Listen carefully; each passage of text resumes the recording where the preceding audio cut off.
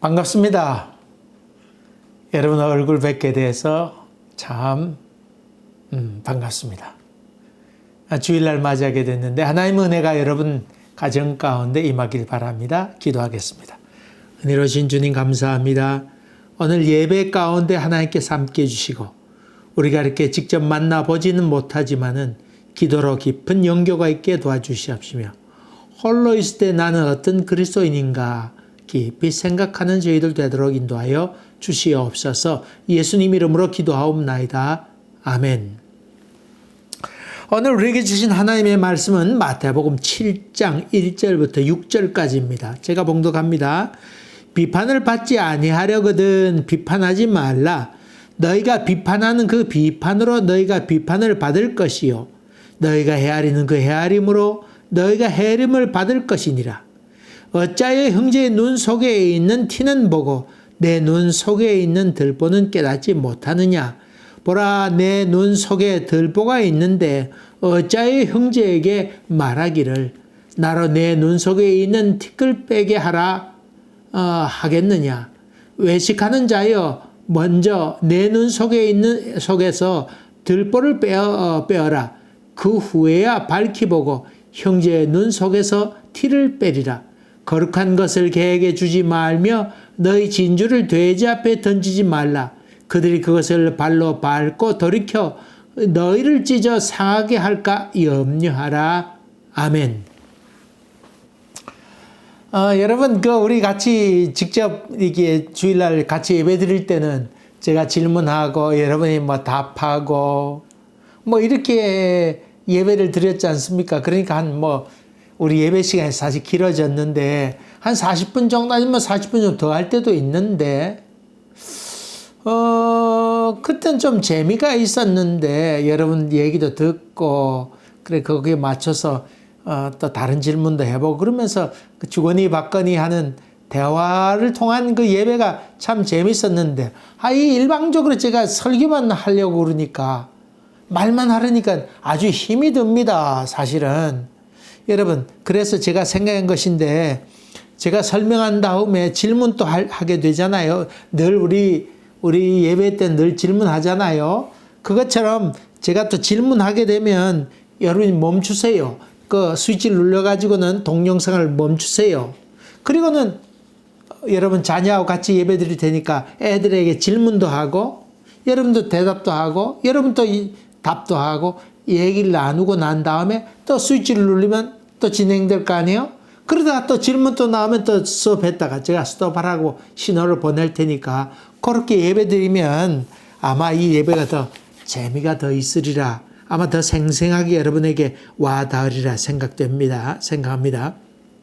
그래서 예배 전체를 이거 빨리 설교만 듣고 끝내야지 그러지 말고 생각하는 그리스도인이 되자. 생각하는 그리스도인, 의심해보는 그리스도인이 되자. 꼭 명심하세요.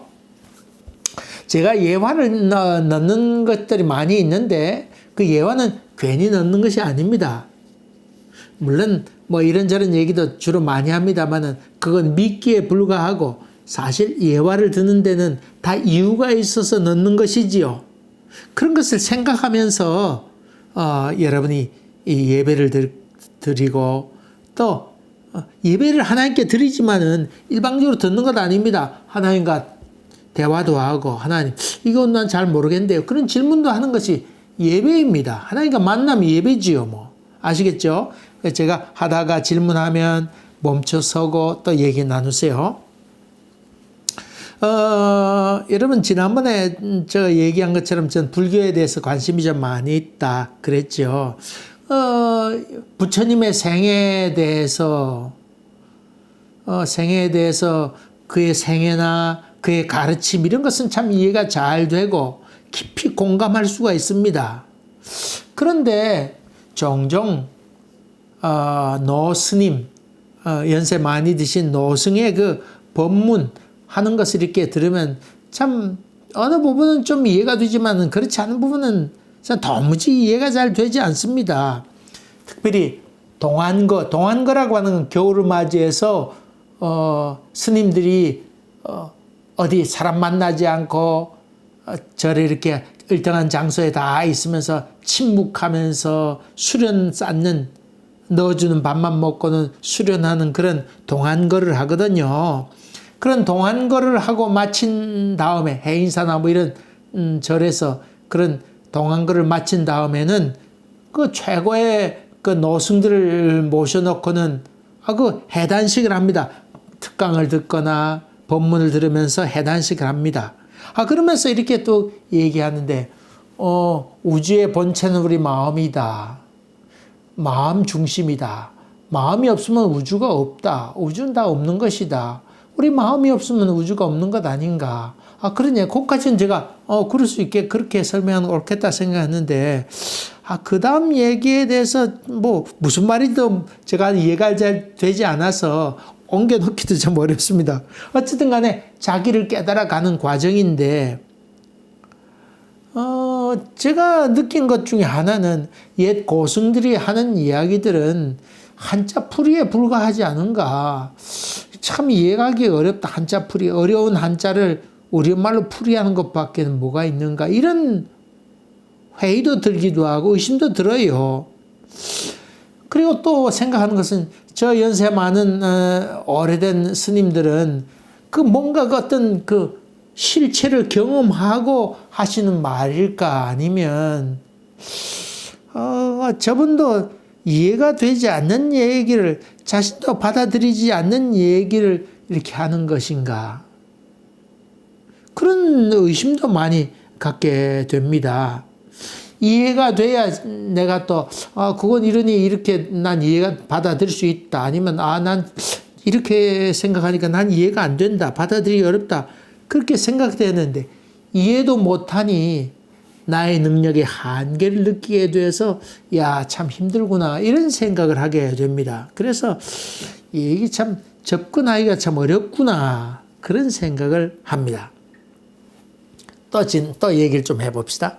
얼마 전에 트럼프 대통령이 나와서 자기는 하이드록시 클로로퀸이라고 하는 약을 먹는다. 이 말라리아를 치료하는 치료제인데 이걸 자기가 먹는다는 겁니다. 여러분, 그것 함부로 먹으면 안 돼요. 그렇게 얘기하면서 트럼프의 행동이 잘못된 것이라고 얘기하는 것, 그런 사람 많이 있었잖아요. 잘못된 거다, 그렇게 얘기하는 사람 많이 있었는데, 이렇게 잘못했다고 얘기하면 안 되는 겁니까? 대통령이 그 약은 잘못된 겁니다. 그렇게 얘기하는 것은 잘못된 것일까요? 자, 불교에 대해서 이런저런 얘기하고 또 뭐 트럼프나 이런 사람에 대해서 이런저런 얘기하는 것, 난 참 이해 안 된다, 또 부당하다던가 그런 것을 얘기하면 안 되는 것일까요? 잠깐 스위치 껐다가 계속 하세요. 알았죠? 얘기 나누세요. 쉬었다가. 여러분, 성경에는 비판하지 말라고 했잖아요. 비판하지 말라. 그럼 노승의 연세 드신 그 스님의 그 가르침에 대해서 판단해야 되는데 그 잘못된 것일까요? 자기 자신에 대해서도 판단해야 내가 이런 점이 잘못됐구나, 나 이런 깨달음이 없구나, 내가 깨달음에 도저히 내가 가까이 가지 못하구나, 그런 자기 자신에 대해서 비판할 수 있어야 좀 더 영적 세계에 들어가는 것 아닙니까? 트럼프가 한 말에 대해서, 그의 약효에 대해서, 아니면 그 주치인이 권했다 그러면 주치의에 대해서, 아니면 그 트럼프 한 말, 그 가벼운 말의 행동이나 그 진실성에 대해서 그거 참 말 안 되는 얘기다, 그렇게 비판하는 것은 잘못된 것일까요? 성경 마태복음 오늘 봉독한 말씀에 7장, 마태복음 7장 1절 2절 말씀 보세요. 비판을 받지 아니하려거든 비판하지 말라. 너희가 비판하는 그 비판으로 너희가 비판을 받을 것이요, 너희가 헤아리는 그 헤아림으로 너희가 헤아림을 받을 것이니라. 이 비판하지 말라고 하는 말씀은 여기에 해당되는 말씀일까요? 첫 번째 질문은 그 비판에 대해서 여러분 어떻게 생각하는 것이었고, 두 번째로 질문은 여러분, 이 스님의 얘기나 이런 것에 대해서 성경이 이야기하는 비판하지 말라고 하는 말과도 같은 말인가 하는 것입니다. 얘기 나누세요. 현재 미국에서 경관이 과잉 진압을 했습니다. 그래 8분여 동안에 흑인의 목을 타고 눌러가지고는 무릎으로 눌려서 숨지게 했습니다. 전국적인 시위가 번지게 됐습니다. 이 카나다에서도 비난하고 시위에 나서고 주일날도 아마 카나다에서도 시위한다고 한 얘기를 들었습니다. 또 얘기해 봅시다. 트럼프가 이번에 교회 간다고 생 존스 교회에 가게 됐는데 가는 과정 가운데 데모하는 사람들이 있으니까 경찰들이 계속 쏘고 그렇게 했고 거기다가 그 교회 앞에 가서 성경책에 들고는 사진도 찍고 그래서 올렸습니다. 남부에 있는 교회 목사들은 아이고 그거 잘했다. 더 강한 공권력으로 데모하는 사람은 진압해야 된다. 그래서 질서를 잡아야 된다. 그렇게 주장하고 또 어제 방송을 보았더니 백악관에 1.6마일 아니면 한 2마일 정도 되는 그 먼 긴 거리를 바리케이트 높은 바리케이트를 쳤다고 하는 얘기를 합니다. 그러면서 함부로 들어왔다가는 싸놓은 개나 더 엄청난 것이 기다리고 있을 것이다. 그렇게 아주 공포 분위기를 조성했습니다. 지지한 사람들은 잘했다 얘기하고 반대로 거기 갔던 생 존스 교회 목사와 또 많은 목사들은 그건 독재자들이 종교를 이용해서 그렇게 많이 해먹었다. 쇼하는 것이다. 성경을 들고 있지 말고 성경을 읽어라 제발. 그리고 그렇게 살지 말고 성경대로 실천해라. 그렇게 비난하고 나섰습니다. 그래서 그 트럼프 행위에 대해서 온당치 못하다고 하는 것입니다. 여러분 그렇게 주장하는 것이 옳은 것일까요? 아니면 조용히 입을 다물고 그냥 지내는 것이 옳은 것일까요? 여러분 얘기를 어머니에게도 얘기하고 또 어머니 생각도 한번 얘기해 보세요. 한번 얘기 나누세요. 잠깐 쉬었다가 또 계속하세요. 조금 쉬었다가.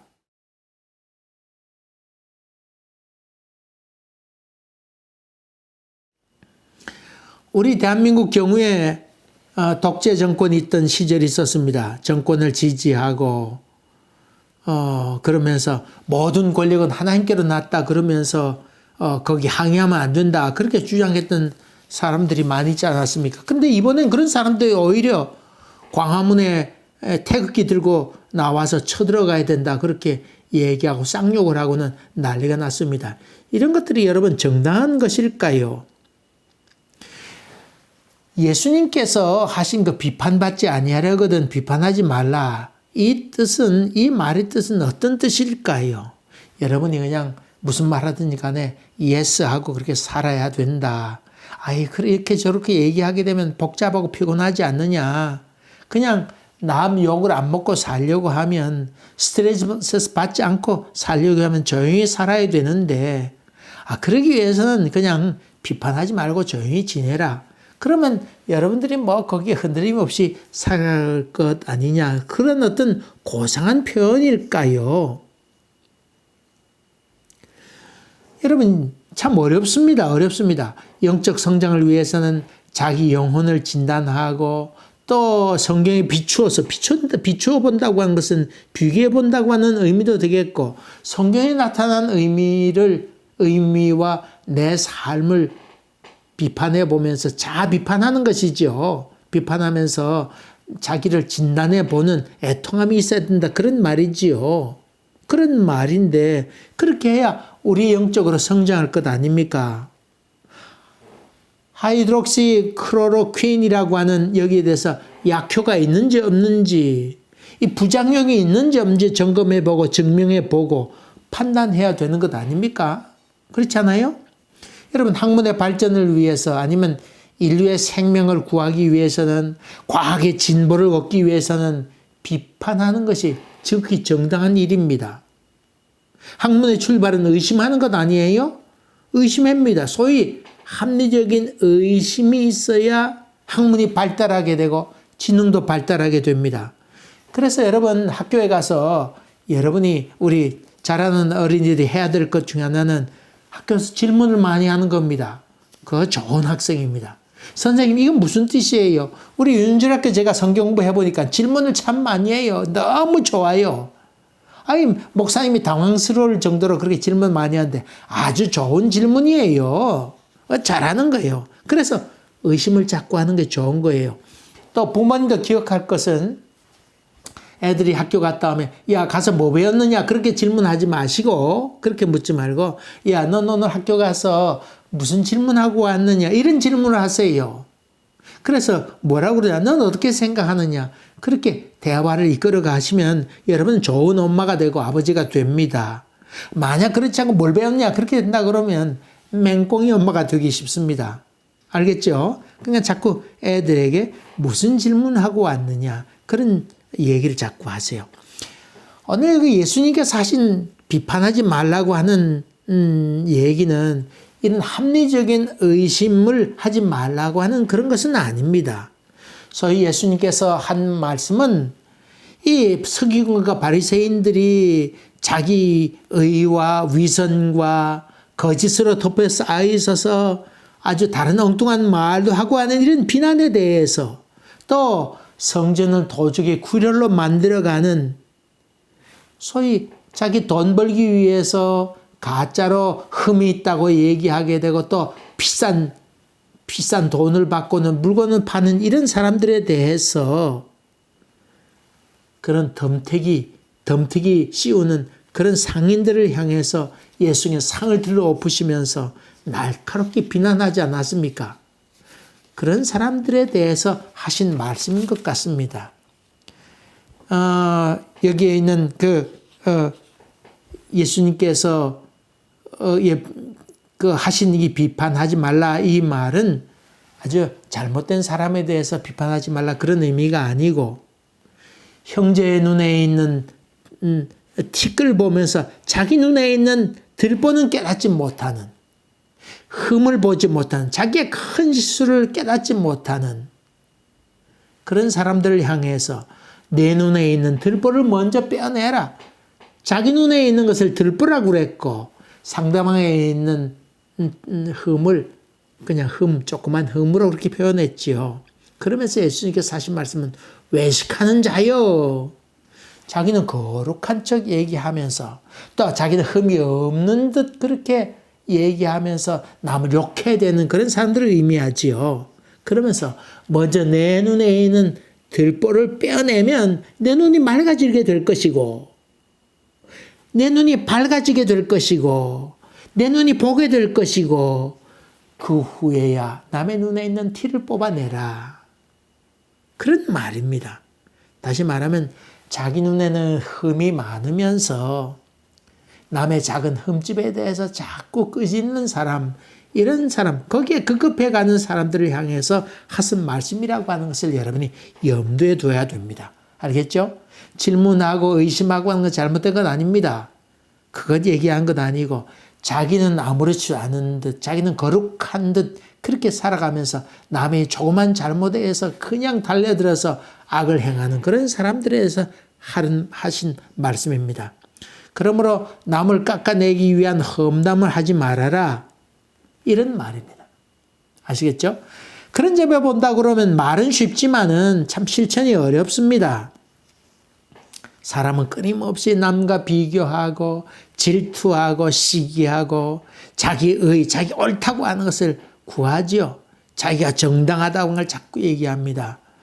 남의 자식이 잘 되면 참지 못하고 학교로 달려가서 항의한 사람도 종종 보게 됩니다. 아이, 우리 자식이 뭐가 잘못됐냐고, 뭐가 부족하냐고 그렇게 해서 막 항의한 사람도 있습니다.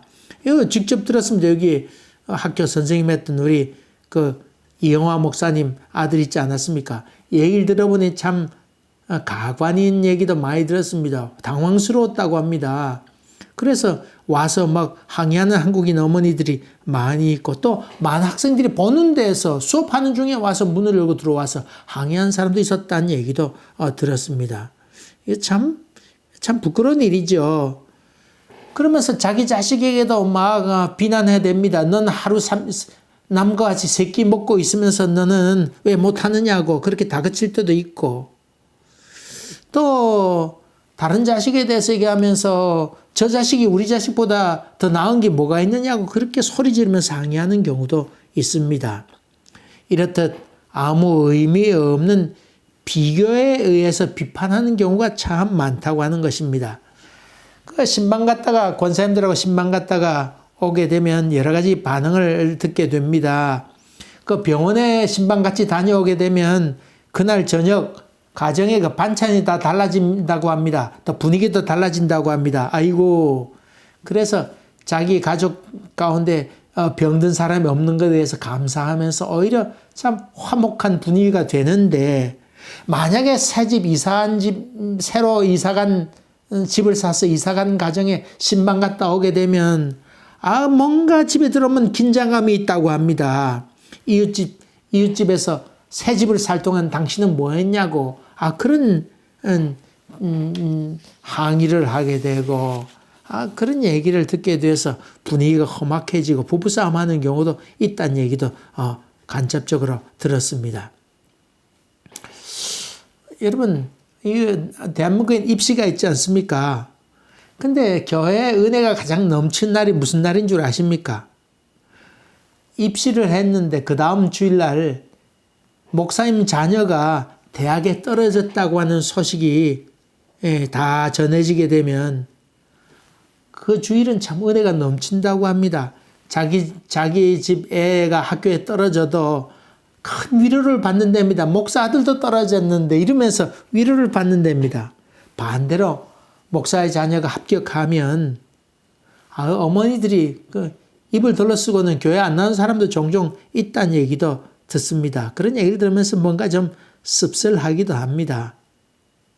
여러분, 우스갯소리로 이 우스갯소리입니다. 너무 그렇게 심각하게 듣지 마시고 목사님이 연세 드신 목사님이 후배 목사들에게 농담을 이렇게 얘기했습니다. 목회를 잘하려고 하면 최고로 목회를 잘하는 사람은 어떤 사람이냐? 그건 상처하게 되면 최고의 목회가 된답니다. 상처한다고 하는 것은 아내가 죽는 것이지요. 부인이 죽으면 병들어 죽게 되면 온 교인들이 그거 슬퍼하면서 동정도 하고 그 참 목사님 안 됐다 그러면서 다들 아주 깊이 생각도 하고 혼자 살 목사님 생각하고 자녀는 어떻게 키우나 생각한답니다. 그래서 그럴 때 그런 상처하게 되면 목회가 저절로 풀린답니다. 여러분, 이게 우스갯소리를 하는 것입니다만 뭘 그렇게 했습니까만은, 그러나 생각해 볼 것이 있습니다. 그것은 인간 깊은 내면에 이런 악한 마음이 우리 가운데 있다고 하는 것입니다. 이런 들보가 우리 눈에 있어서 그런 들보를 빼어내라고 하신 말씀입니다. 이런 말씀입니다.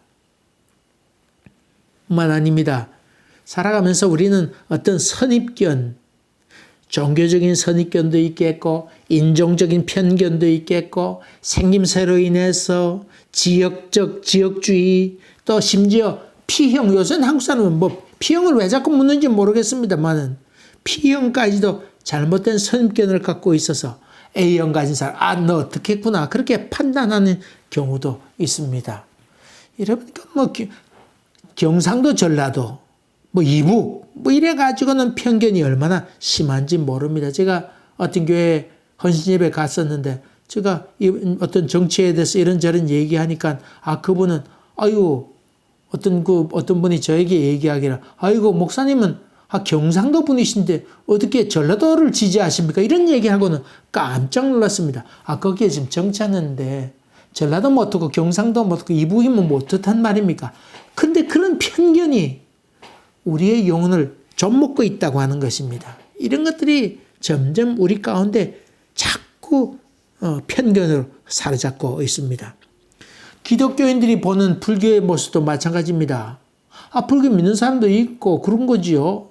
근데 거기에 대해서 불교 믿는 사람, 이거 지옥불에 떨어질 것들 이렇게 얘기한다고 하면 이건 신앙과는 거리가 참 먼 것이고 이 참 깊은 선입감에 병든 사람이라고 그렇게 얘기할 수 있지요.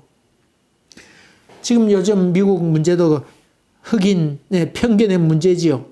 훔치고 뭐 거짓말하고 더럽고 무식하고 뭐 그렇게 여기서 가까이 하기 어려운 사람으로 그렇게 판단하지 않아요. 옛날 미국에 그 전기가 간 때가 있었죠. 샷다운 돼가지고는 카나다의 퀘벡에서 가는 전기가 그만 거기 멈춰서 맨하탄이 새까맣게 된 적이 있습니다. 그때 저희가 거기 있다가 차를 타고는 카나다로 돌아오는 시간이었습니다. 돌아오는 도중에 차가 빵꾸가 났습니다. 그래서 차를 길거리에 세워놓고는 하는 수 없이 바퀴를 갈아야 됐었는데 여러분 그 수많은 차들이 지나가는데 저희들이 밤중에 차를 세우고 바퀴를 가는 것을 보고는 차를 세워진 그 밤중에 그 한 길가에서 캄캄한 길가에서 차를 세우고 뭘 도와줄까요? 그 차를 어디 세웠냐면 길이 두 라인 2차선이었는데 차를 이쪽 한가운데 쪽에서 조금 더 가운데 쪽으로 해가지고는 뒤쪽에 라이트를 켜면서 우리를 비추면서 바퀴 가는 것을 지켜보는 사람이 있었습니다. 그래서 나와서 얘기하는 보니까 새까만 흑인이었습니다.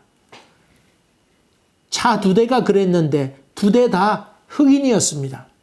저는 그 이후로 인종에 대한 편견이 싹 없어졌습니다. 그 수많은 백인들 또 퀘벡에 사는 사람도 있었는데 다 몰라라고 지나갔는데 그 흑인들 차 2대만 한 대 비춰주고 또 다음에 한참에 또 한 대 왔습니다만은 불을 비추면서 우리 하는 작업을 도와주었습니다. 참 감동이었습니다. 참 감동이었습니다. 여러분 어느 나라 사람이 있냐? 그런 것으로 인해서 우리의 판단을 흘리는 경우가 얼마나 있습니까? 일본 놈들. 여러분 참 죄송한 얘기지만 저도 그런 편견이 좀 많이 있습니다. 일본 사람들에 대해서 우리 어머니 아버지가 그 일제시대 때 어려움 겪어서 제가 일본 사람들이란 말할 때가 참 적지요. 여러분 솔직히 그렇습니다. 일본 놈들이란 생각 같습니다. 근데 사실은요. 참 얼마나 정이 많은 일본 사람도 있습니까? 사실 사람 나름인데 민족성도 물론 조금 있겠지요만은 그러나 사람 나름인데 우리는 그렇게 판단하지 아니하고 외놈들, 아랍놈들, 인디안들 그렇게 사람을 판단해서 나누어서 판단할 때가 얼마나 많은지 모릅니다. 뿐만 아닙니다. 사람을 볼 때도 저놈은 좀 안 될 놈이야. 저놈은 싹시 노래. 아이고 내가 지금까지 지켜봤는데 아이고 저놈은 절대 안 될 놈이야.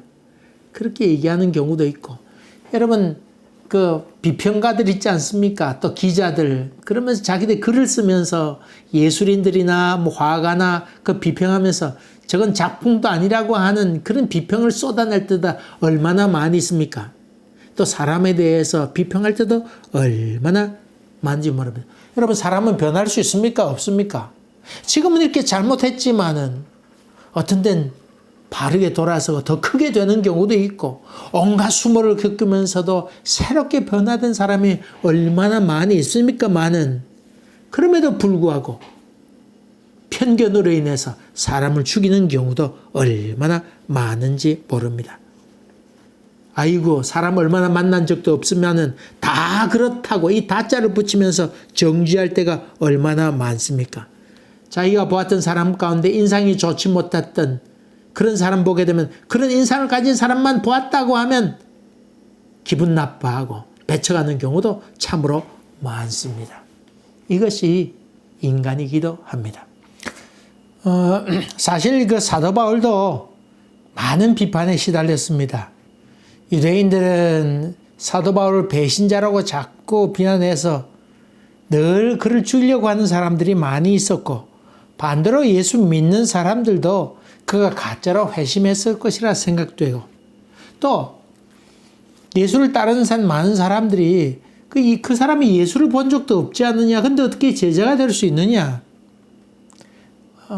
그런 의심도 많이 가져서 그를 공격해 되었습니다. 또 사도 바울이 율법보다는 믿음으로 말미암아 구원 얻는다고 하는 도를 자꾸 외치게 되니까 그 사람은 율법 무용론자다. 그렇게 해서 사실 사도 바울을 많이 괴롭혔습니다. 그래서 사도 바울이 가는 곳곳마다 그가 자기가 사도라고 하는 것에 대해서 증명해 보여야 됐습니다. 그래서 그가 늘 썼던 말은 하나님과 주 예수 그리스도의 은혜로 말미암아 사도된 나 바울은 그것을 먼저 얘기하면서 자기의 사도성을 강조하고 있습니다. 이런 수많은 비판과 비난에 시달리면서도 그는 믿음 안에 든든히 서갔던 것을 봅니다.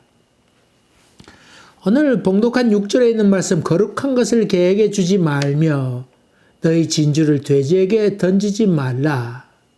그런 말씀으로 하고 있는데 이 말씀은 그 위에 비판하라는 말과는 단락을 지어서 그렇게 나누어서 삽입한 것으로 표가 되어 있습니다만은 연결지어도 비판하는 것과 연결지어도 의미가 있다고 봅니다. 충고를 할 때에 지혜 있는 사람에게 충고하라 그런 의미이기도 하지요. 요즘 애들은 충고도 듣기 싫어합니다. 그래서 애들에게 물었습니다. 너는 잔소리하고 충고는 좀 어떻게 구별이 되느냐 그랬더니 여자 애들이 하는 말이 잔소리는 듣고 싫고요. 충고는 더 듣기 싫어요. 그런 말을 하는 것을 들었습니다. 그래서 참 웃었는데 남의 말 듣기 싫어하지요. 많은 그리스도인들이 남을 판단하면서도 이 말씀을 그대로 인용해서 쓰기도 합니다. 거룩한 것을 돼지에게 던지지 말라고 이런 얘기하면서 상대를 개나 돼지 취급하고 자기 자신은 거룩한 존재로 생각하면서 남을 비난하고 있다고 하는 것도 큰 문제이기도 합니다. 종교적인 우월감이 있어서 다른 종교는 다 천국에 들어가지 못할 사람들이고 유대교에서 얘기하듯이 이방 사람들은 지옥의 땔감처럼 생각해서 아이고 지옥에 갈 것들, 아이고 그 사람들에게 개하고 돼지 같은 사람들에게 이런 생각한다고 하는 것이 얼마나 교만한 것이고 또 종교적인 우월감이 잘못된 만행이라고 하는 것도 우리가 기억해야 됩니다. 그래서 남을 비판하고 판단할 때에 참 잘못 생각하기가 쉽습니다. 저놈들은 영적으로 무지해서 뭘 모른다고 하는 생각을 갖게 될 때에 우리는 사실 우리 영혼이 하나님과 거리가 멀다고 하는 것을 기억해야 됩니다. 그래서 이런저런 비판할 거리가 있을 때 좋은 방법 중에 하나는 우리도 똑같은 존재인데 이것을 인정하는 것입니다. 가정에서 부부간에 혹은 아니면 다른 사람의 나쁜 점을 보고는 부부간에 대화할 경우가 얼마나 많습니까? 남을 판단할 때가 많이 있는데 나쁜 여편네니 그런 사람이 다 있느니 그런 얘기할 때 여러분 얘기를 잘 들어주고 난 이후에 그러는 우리도 똑같지 않는가 이렇게 얘기하면서 이야기를 수습한다 그러면 아마 좋은 결론이 도달하리라 그렇게 생각됩니다. 우리를 예외로 둔다고 하면 우리가 심히 부패했다고 하는 것도 기억해야 됩니다. 자기 발전도 없고 반성도 없으면 우리 영혼은 아주 허무한 존재로밖에 느껴지지 않는다고 하는 것입니다. 또 화인 맞은 양침처럼 깨닫지 못한다고 하는 게 큰 문제라고 하는 것입니다. 우리도 예외 없이 거기에 똑같은 사람이라고 하는 것과 우리도 예외 없이 가인의 후예인 것을 기억하는 것이 참 필요한 일입니다. 옛날에 이찬형이라고 하는 스님이 있었습니다. 일제시대에 있었던 사람인데 이분이 유명한 효봉 스님입니다. 효봉 스님인데 이건 전해지는 정확한 얘기는 아닙니다. 그분이 판사였는지 아닌지는 기록에 나와 있지는 않습니다. 찾아본 기록 검증해 보니까 그렇지 않은 걸로 알고 있는데 어쨌든 이분이 전해지는 말에 의하면 흘러가는 말에 의하면 독립운동가를 재판하게 되었는데 재판할 때 사형 선고를 내렸다고 한 겁니다. 그래서 깊은 죄책감에 있다가 법복을 벗고는 엿장 수행을 3년 하고 그 다음에 스님이 되었다고 하는 이야기입니다. 분명치는 않습니다. 어쨌든 간에 깊은 죄책감, 판단한 것에서 깊은 죄책감을 느껴서 그는 법복을 벗고 승복을 입었다. 그래서 늘 효봉 스님이 가는 곳마다 한 말은 너나 잘해라. 그런 말을 했다고 합니다. 다시 말하면 비판을 함부로 하지 말라고 하는 그런 의미가 아니겠습니까? 그가 뭐 법복을 벗고 스님이 되었건 어쨌든 간에 잘못 판단이 쉬운 것이 인간인 것을 봅니다. 우리는 남을 판단할 만큼 우리 인간 자체가 선하지 않다고 하는 것도 기억해야 됩니다. 또 바르고 정확히 그리고 분명한 근거가 있을 때에 세우기 위한 비판을 하게 될 때에 아름다운 비판이 되는 것이고 의미가 있는 것이지 남을 깎아게 내리기 위한 비판은 의미가 없다고 하는 것입니다. 한 개 더 기억합시다. 사랑이 없으면 침묵하는 것이 좋습니다. 이런 은혜가 여러분 심령 가운데 넘치게 되기를 주의 이름으로 간절히 기원합니다. 기도하겠습니다. 은혜로우신 아버지 하나님, 저희들 부족해서 자칫 우리 입에서 남을 비판한 얘기가 터져 나오기가 쉽사온데 잘 분별해서 정말 영혼을 살리는 말인지 죽이는 말인지를 분별해 볼 수 있도록 인도하여 주시고 정확한 사실에 근거해서 이야기할 수 있도록 주께서 우리에게 분별력과 은혜를 더하여 주시옵소서. 예수님 이름으로 기도하옵나이다. 아멘. 감사합니다. 여러분 가정과 또 하는 모든 계획 위에 하나님의 은혜가 넘쳐나기를 간절히 바랍니다. 이럴 때일수록 더욱더 조심하고 또 이만큼 됐다 생각할 때 감염되기가 쉽습니다. 마스크 꼭 하시고 조심해서 생활하시길 바랍니다. 감사합니다. 또 뵙겠습니다.